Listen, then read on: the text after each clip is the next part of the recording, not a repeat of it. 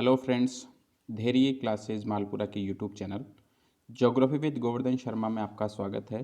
हम 11वीं क्लास के भारत भौतिक पर्यावरण और अगर हम किसी प्रकार का प्रतियोगी एग्जाम देते हैं तो उसमें जो हमारा महत्वपूर्ण टॉपिक रहता है भारत, उसकी स्थिति और विस्तार, उसके संदर्भ में विस्तृत अध्ययन करेंगे।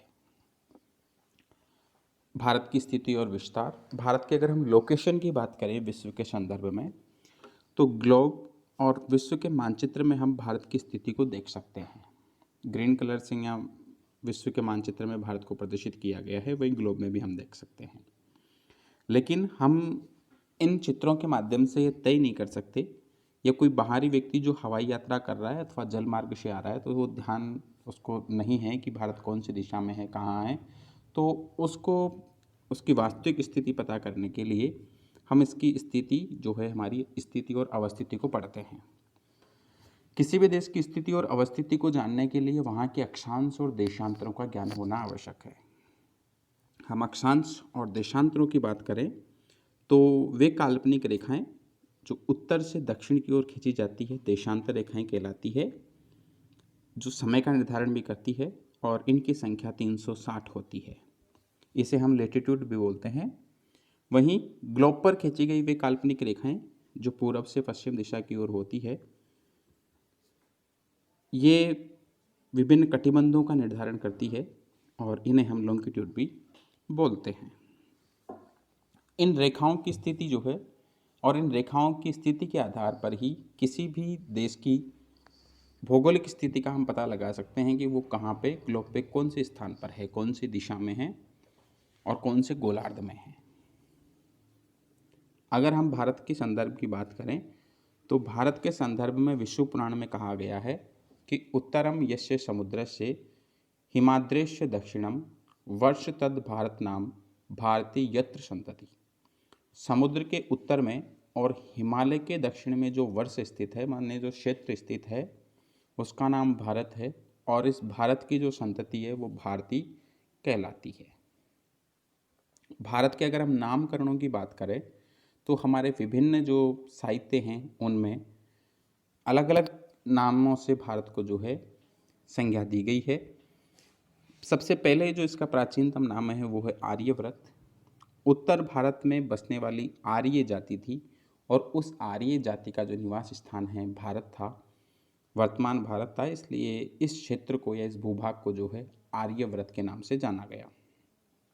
दूसरा नाम हिंदुस्तान था। वैदिक आर्यों का निवास स्थान था, ये सिंधु घाटी में ही था।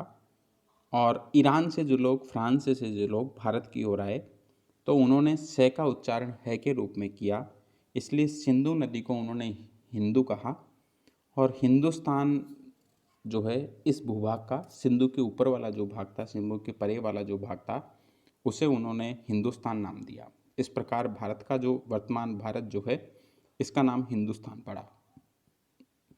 वहीं ईरानी लोगों ने सिंधु नदी को इंडस कहा और इंडस से, इंडस के पास वाले जो क्षेत्र था इसको इंडिया कहा। इस प्रकार भारत का नाम इंडिया। और आर्यों के शक्तिशाली राजा भरत के नाम पे, जो राजा राम के भाई थे, उसके अलावा शकुंतला के जो पुत्र थे भरत, इनके नाम के ऊपर इस देश का नाम भारत पड़ा।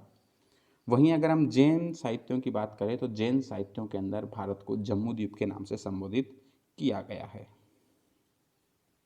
भारत की स्थिति और विस्तार की अगर हम बात करें तो भारत के उत्तर से दक्षिण तक 314 किलोमीटर में फैला हुआ है, जो जम्मू कश्मीर से लेके और तमिलनाडु तक विस्तृत है। वहीं पूरब से पश्चिम भारत का जो स्थान है वो 2933 किलोमीटर लंबा फैला हुआ क्षेत्र है, गुजरात से लेके अरुणाचल प्रदेश में है। अब भारत की सीमाएं कौन कौन सी है, उत्तरतम बिंदु कौन सा है, दक्षिणतम बिंदु कौन सा है, पूर्वतम बिंदु कौन सा है, मध्य जो है वो बिंदु कौन सा है, कौन सी अक्षांश रेखा जो है भारत के अंदर से गुजरती है, इसका क्या प्रभाव है, इन सब की हम विस्तृत चर्चा आगे कर रहे हैं। सबसे पहले हम देखते हैं भारत की अक्षांश स्थिति। अक्षांशों के आधार पर भारत 8 डिग्री 4 मिनट उत्तरी अक्षांश से 37 डिग्री 6 मिनट उत्तरी अक्षांश के मध्य विस्तृत है। 8 डिग्री 4 मिनट जो है ये केप कोमोरिन कन्याकुमारी में है और तमिलनाडु राज्य में भारत के दक्षिण में स्थित है। वहीं 37 डिग्री 6 मिनट उत्तरी अक्षांश इंद्राकोल के नाम से जिसे हम जानते हैं जिस बिंदु को, वह जम्मू कश्मीर राज्य में है और उत्तर दिशा में स्थित है।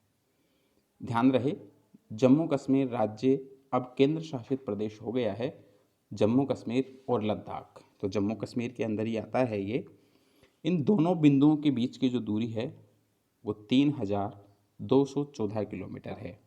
वहीं गोलार्ध में संपूर्ण पृथ्वी के संदर्भ में भारत की स्थिति अक्षांशों के आधार पर उत्तरी गोलार्ध में है। फिर आता है हमारे भारत की देशांतरीय स्थिति। देशांतरीय विस्तार की अगर हम बात करें तो भारत 68 डिग्री 7 मिनट पूर्वी देशांतर से 97 डिग्री 25 मिनट पूर्वी देशांतर के मध्य फैला हुआ है। हमारा देशांतर 68 डिग्री 60 मिनट जो है वो सरक्रिक गोरमोता जो गुजरात में है और भारत के संदर्भ में पश्चिम दिशा में है। वहीं 97 डिग्री 25 मिनट पूर्वी देशांतर किबिथु जो दिबांग अरुणाचल प्रदेश में है, भारत के संदर्भ में इसकी स्थिति पूर्व में है। तो इन पूर्व और पश्चिम बिंदुओं के बीच का जो क्षेत्र है ये 2933 किलोमीटर के रूप में है। गोलार्धों के आधार पर, देशांतरों के आधार पर अगर हम देखें तो भारत की जो गोलार्ध की स्थिति है वो पूर्वी गोलार्ध है। इस प्रकार अक्षांश और देशांतर दोनों के आधार पर अगर भारत की स्थिति को देखा जाए तो उत्तर पूर्वी गोलार्ध में भारत स्थित है। भारत के जो चतुर्दिक अंतिम दिशा या सीमा के बिंदु हैं चारों दिशाओं के, जहां से भारत का विस्तार शुरू होता है, उसमें सबसे दक्षिणतम बिंदु की बात करें तो इंदिरा पॉइंट है जो 6 डिग्री 4 मिनट उत्तरी अक्षांश ग्रेट निकोबार द्वीप में है। मुख्य भूमि के बिंदु की बात नहीं हुई है, भारत की बात हुई है, भारत के सबसे दक्षिण बिंदु की बात हुई है। तो भारत का जो सबसे दक्षिण बिंदु है वो हमारे केंद्र शासित प्रदेश अंडमान और निकोबार में ग्रेट निकोबार में है। हालांकि जो इंदिरा पॉइंट है ये 2004 की सुनामी के समय जलमग्न हो गया है, लेकिन फिर भी भारत का दक्षिणतम जो बिंदु है वो इसे ही माना जाता है। उत्तरतम बिंदु की बात करें तो उत्तरतम बिंदु जो है उसे इंदिरा कोल के नाम से जानते हैं, जो जम्मू कश्मीर के अंदर स्थित है। वहीं पश्चिमोत्तर बिंदु गोरमोता या गुहार मोती गुजरात राज्य में है। पूर्वोत्तम बिंदु किबिथु अरुणाचल प्रदेश में है। और वहीं अगर हम मुख्य भूमि के दक्षिण सीमा या हमारे भारत की मुख्य भूमि की दक्षिणतम बिंदु की बात करें तो कन्याकुमारी है जो 8 डिग्री 4 मिनट पर उत्तरी अक्षांश पर स्थित है और तमिलनाडु राज्य में है। अक्षांश रेखाओं का क्या प्रभाव पड़ता है भारत के संदर्भ में, इसको हम देखते हैं। अक्षांश रेखाओं के माध्यम से कटिबंधों का निर्धारण किया जाता है।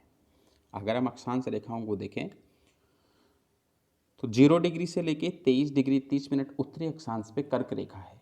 वहीं 23 डिग्री 30 मिनट दक्षिणी अक्षांश पे मकर रेखा, 66 डिग्री 30 मिनट उत्तरी अक्षांश पे आर्कटिक व्रत और 66 डिग्री 30 मिनट दक्षिणी अक्षांश पे अंटार्कटिक व्रत। 90 डिग्री पूर्वी अक्षांश के ऊपर 90 डिग्री उत्तरी अक्षांश के ऊपर उत्तरी ध्रुव और 90 डिग्री दक्षिणी अक्षांश पे दक्षिणी ध्रुव विस्तृत हैं। कर्क रेखा और मकर रेखा के बीच वाला जो क्षेत्र है वो उपोष्ण क्षेत्र में आता है। उसके बाद 23 डिग्री 30 मिनट मतलब कर्क रेखा और मकर रेखा से आर्कटिक व्रत और अंटार्कटिक व्रत के बीच का जो क्षेत्र है वो शीतोष्ण, उपोष्ण अथवा समशीतोष्ण क्षेत्र में सम्मिलित होता है। वहीं आर्कटिक व्रत से लेके ध्रुवों के बीच का और अंटार्कटिक व्रत से लेके दक्षिण ध्रुव के बीच का जो क्षेत्र है वो शीत कटिबंध में काउंट होता है। इसके आधार पर अगर हम देखें तो कर्क रेखा जो 23 डिग्री 30 मिनट उत्तरी अक्षांश के रूप में है वो भारत के 8 राज्यों से होकर गुजरती है। वो 8 राज्य क्रमशः गुजरात, राजस्थान, मध्य प्रदेश, छत्तीसगढ़, झारखंड, पश्चिम बंगाल, त्रिपुरा और मिजोरम हैं। कई बार यहाँ से प्रश्न पूछा गया है तो हमें ये ध्यान में रखना है कितने राज्य हैं और कहाँ कहाँ से गुजरती है। यह रेखा भारत को लगभग 2 समान भागों में विभाजित करती है, उत्तरी भारत और दक्षिण भारत। इस कर्क रेखा के ऊपर वाला जो क्षेत्र है वो उत्तरी भारत है और इसके दक्षिण वाला जो क्षेत्र है वो दक्षिण भारत है। उत्तरी हिस्सा जो है इसका रेखा के ऊपर का वो उपोष्ण कटिबंध या शीतोष्ण कटिबंध के रूप में तथा दक्षिणी भाग जो है वो उष्ण कटिबंध में आता है। अक्षांशीय विस्तार का प्रभाव दिन व रात की अवधि पे, ऋतुओं पे, जलवायु और मानसून पर भी पड़ता है। ये हम देख सकते हैं अक्षांश कहाँ कहाँ हैं और भारत की स्थिति अक्षांशों के मध्य कहाँ पे है। इसके बाद आता है देशांतरी अंतर और प्रभाव। 97 डिग्री 25 मिनट पूर्वी देशांतर से 68 डिग्री 7 मिनट पूर्वी देशांतर के मध्य, मतलब लगभग 30 देशांतरों में, और वास्तविक अंतर देखें तो 29 डिग्री 18 मिनट देशांतरों के मध्य भारत की स्थिति है। देशांतरों का उपयोग समय के निर्धारण के लिए किया जाता है। भारत का देशांतरीय विस्तार लगभग 30 देशांतरों में है और इतना विशाल क्षेत्र होने के जो है समय एक करने के लिए एक रेखा का निर्धारण किया गया। भारत जिसका पूर्व से पश्चिम का विस्तार बहुत ज़्यादा है, लगभग 3000 किलोमीटर हम उसे मान सकते हैं, और वो कितना है, 30 देशांतरों में है। सूर्य उदय जो है वो पूर्व में होता है, तो जितने बजे सूरज पूर्व में हुआ, अगर अरुणाचल प्रदेश राज्य की घड़ी का समय हम सूर्योदय के आधार पर तय कर लें तो राजस्थान और गुजरात जो भारत के लगभग पश्चिम में स्थित हैं, तो वहाँ के समय में काफ़ी अंतर आ जाएगा। इसलिए क्या किया कि संपूर्ण देश में एक ही समय हो, इस आधार पर देश की मध्य से गुजरने वाली जो रेखा है उसको समय मानक रेखा हमने मान लिया। तो इस आधार पर 82 डिग्री पूर्वी देशांतर जो रेखा है वो भारत की समय मानक रेखा है, जो इलाहाबाद में मिर्ज़ापुर नैनी नामक स्थान से होकर गुजरती है। ये देशांतर रेखा यामोत्तर भारत की मानक देशांतर रेखा है, जो भारत के 5 राज्यों से होकर गुजरती है। इसमें उत्तर प्रदेश, मध्य प्रदेश, छत्तीसगढ़, उड़ीसा एवं आंध्र प्रदेश हैं। इसका उपयोग जो है भारत के प्रमाणिक समय के निर्धारण में किया जाता है। भारतीय मानक समय जो 82 डिग्री 30 मिनट पूर्वी देशांतर है, वो ग्रीनविच रेखा से या ग्रीनविच मध्य समय से, जिसे हम जीएमटी के नाम से जानते हैं, उस 0 डिग्री देशांतर से 5 घंटे 30 मिनट आगे है। क्योंकि भारत की जो स्थिति है वो पूर्वी देशांतरों में है। सूर्य जो उदय होता है वो पहले पूर्व में होता है। अलग अलग समय की रेखाओं के आधार पर हमने विश्व को विभाजित कर रखा है। अलग अलग देश में वहाँ की जीएमटी है, उसकी मानक समय रेखा है, और उस समय रेखा के आधार पर उस देश का समय निर्धारण करते हैं। समय निर्धारण में हम ये ध्यान रखते हैं कि जितने डिग्री देशांतर को हम आधार मान रहे हैं उसमें 7 डिग्री 30 मिनट का पूरा भाग जाना चाहिए, क्योंकि इससे 7 डिग्री 30 मिनट से आधे घंटे का समय निकलता है। 1 डिग्री चलने में सूरज को 4 मिनट लगते हैं। पृथ्वी जब सूर्य के सामने आती है घूमते हुए तो उसमें 4 मिनट का समय लगता है। इसलिए 7 डिग्री 30 मिनट का जो है अंतर रखा जाता है और उसके आधार पर लगभग आधे घंटे का उसमें 30 मिनट का अंतर आता है। तो उन समयों के आधार पर भारत 0 डिग्री जो देशांतर रेखा है उससे 5 घंटे 30 मिनट पहले भारत में सूर्योदय हो जाता है। ये भारत की समय रेखा है 82 डिग्री 30 मिनट, जो भारत के 5 राज्यों से होके गुजरती है। मानक मध्याह्न रेखा चुनते समय इस बात का ध्यान रखा जाता है कि वह देश के बीचों बीच से गुजरती हो तथा 60 डिग्री 30 मिनट का गुणांक हो, ताकि 60 डिग्री 30 मिनट देशांतरीय दूरी पर स्थित स्थानों के बीच 30 मिनट का समय होता है। 1 डिग्री के अंदर 4 मिनट और 1 मिनट के अंदर 4 सेकंड जो है सूर्य को पार करने में लगते हैं। इसके बाद आता है भारत का समयांतर। इस भारत के समयांतर को हम इस प्रकार समझ सकते हैं कि पृथ्वी जो है 24 घंटे में 360 डिग्री घूमती है। एक राउंड पूरा करती है, 360 डिग्री हो सकते हैं उसमें अधिकतम।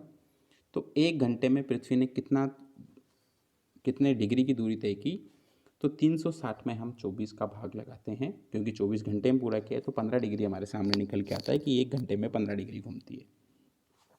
वहीं अगर हम बात करें 1 घंटे को अगर 60 मिनट के रूप में रखें तो 15 डिग्री का भाग लगाने पे हमें पता चलता है कि 1 डिग्री घूमने में 4 मिनट का समय लगता है। इस प्रकार भारत का जो समयांतर है या भारत के जो देशांतरों का जो अंतर है उनको हम देखें तो इसमें 29 डिग्री और 18 मिनट का अंतर हमें नज़र आता है। 29 डिग्री को हम 4 मिनट से इंटू करेंगे तो 116 मिनट आता है। 18 सेकंड जो बाद के बचे 18 मिनट, उस 18 मिनट को 4 से इंटू करते हैं तो 72 सेकंड आता है। इस प्रकार हमें 117 मिनट 12 सेकंड प्राप्त होते हैं और इसको हम घंटे में परिवर्तन करते हैं तो 1 घंटा 57 मिनट 12 सेकंड प्राप्त होते हैं। मतलब इसका ये हुआ कि भारत में जो किबिथु है अरुणाचल प्रदेश में, वहाँ जितने बजे सूर्योदय होगा उस सूर्योदय के आधार पर गुजरात का अगर हम समय देखें तो 1 घंटा 57 मिनट 12 सेकंड बाद सूर्य वहाँ पे दिखा जाएगा। तो लगभग 2 घंटे का अंतर हो गया और इस अंतर को समाप्त करने के लिए भारत के बीच से गुजरने वाली 82 डिग्री 30 मिनट जो रेखा है उसको आधार समय माना गया। इससे पूर्वी राज्य और पश्चिमी राज्य जो हैं उसी समय का अनुसरण करते हुए संपूर्ण भारत का समय जो है उसके आधार पर ही निर्धारित होगा। ये विभिन्न समय चक्र हैं, हम इनको इसमें देख सकते हैं कि भारत जो है इसका विस्तार कहाँ से कहाँ तक है। भारत की स्थल और तट सीमा रेखा, इसे हम सेकंड पार्ट में देखेंगे।